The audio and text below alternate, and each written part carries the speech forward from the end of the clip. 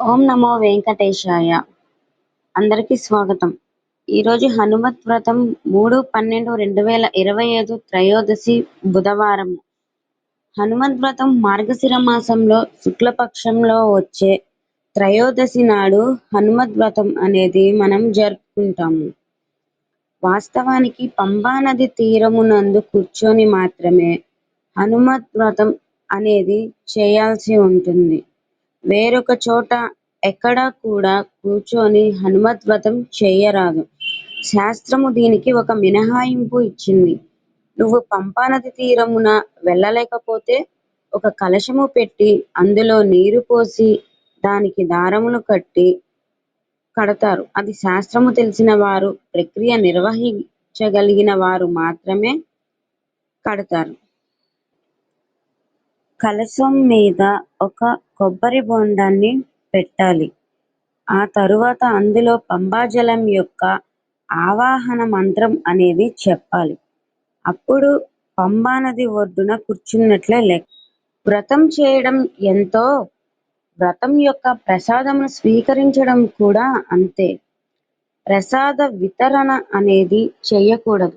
ప్రసాదం కళ్ళు కద్దుకొని నోట్లో వేసుకున్నారనుకోండి, హనుమత్ వ్రతాన్ని సంపూర్ణంగా చేసినటువంటి ఫలితం అనేది వస్తుంది.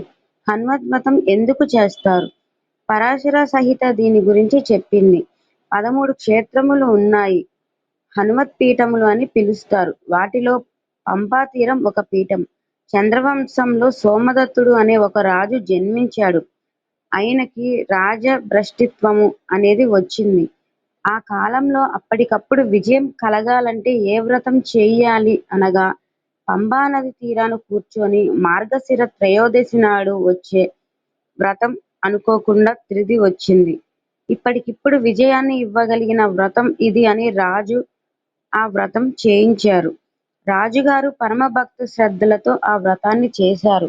హనుమత్ వ్రతం చేసిన ఉత్తర క్షణాల్లో హనుమ యొక్క అనుగ్రహం అనేది కలిగి అపారమైన సైన్యం అక్కడికక్కడే దొరికినది. అరణ్యంలో ఉన్న వీరులందరూ తోడు వచ్చారు. తన రాజ్యాన్ని పొందుతాడు. ఇలా వ్రతం అనేది చేశాడు. సాయంత్రానికి ముద్రాభిషేకుడైపోయి ఆనాటి నుంచి చంద్రవంశ ప్రభువైన సోమదత్తుడు చేసే ఫలితమును పొంది మహోత్కృష్టమైన వ్రతము కనుక ఇప్పటికీ మార్గశిర మాసంలో శుద్ధ త్రయోదశి తిథి నాడు హనుమద్ వ్రతం అనేది చేస్తారు. ఈ రోజు హనుమ ఆలయ సందర్శనము, సుందరకాండ పారాయణము, హనుమాన్ చాలీసా పఠనము, ఓం నమో భగవతే వాసునందనాయ మంత్రం పఠించడం విశేష ఫలితాన్ని ఇస్తాయి. ఈరోజు సాత్విక ఆహారం తీసుకోండి, శుచిగా ఉండండి, బ్రహ్మచర్యాన్ని పాటించండి. అలాగే ఆంజనేయం మహావీరం బ్రహ్మ విష్ణు శివాత్మకం తరుణార్కా ప్రభం శాంతం ఆంజనేయం నమామ్యహం. శ్రీ హనుమంతుని ఆశీస్సులు మీపై ఎల్లవేళలా ఉండాలని కోరుకుంటూ భయంకర రోగాలను సైతం పోగొట్టే ఆంజనేయ శ్లోకం హనుమానం జనార్దనో వాయుపుత్ర మహాబల అకస్మాదాగతోత్సాహం నాశయాశు నమోస్తుతే. దయచేసి ఈ వీడియోని ఇతరులకు కూడా షేర్ చేయండి.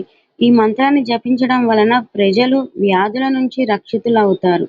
దీనిని పంచడం ద్వారా వారి జీవితంలో ఆరోగ్యం, శాంతి తీసుకురావడంలో మీకు గొప్ప పుణ్యం అనేది కూడా లభిస్తుంది. అసలు హనుమత్ వ్రతం ఎలా ఆచరించాలి అనేది చూద్దాం.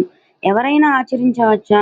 ఎన్ని సంవత్సరాలు హనుమత్ వ్రతం అనేది ఆచరించాలి అనేది చూద్దాం. ముందుగా కలశ పూజ చేసి తరువాత హనుమత్ వ్రతాన్ని ఆచరిస్తే హనుమాన్ పంపా నది తీరాన్నే తనను పూజించినట్లుగా భావించి అనుగ్రహిస్తాడు.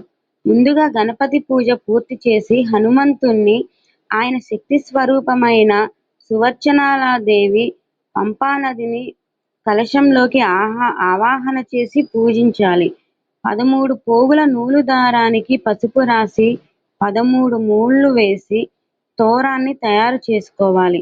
గంధం, సింధూరం, పసుపు, ఎరుపు రంగులో ఉండే పుష్పాలు తమలపాకులతో ఆంజనేయుని షాడోపచారాలతో పూజించాలి. గోధుమ నూక, బెల్లంతో తయారు చేసిన పాయసం, అప్పాలు స్వామికి నివేదించాలి. పిదప ఒక బ్రహ్మచారికి గంధం, అక్షింతలతో పూజించి 13 అప్పాలు వాయనం ఇవ్వాలి. ఈ విధంగా 13 సంవత్సరాలు ఆటంకం లేకుండా ఈ వ్రతాన్ని ఆచరించి ఉద్యాపన చేయాలి. ఈ వీడియో మీకు నచ్చినట్లయితే లైక్ చేయండి, షేర్ చేయండి, సబ్స్క్రైబ్ చేసుకోండి.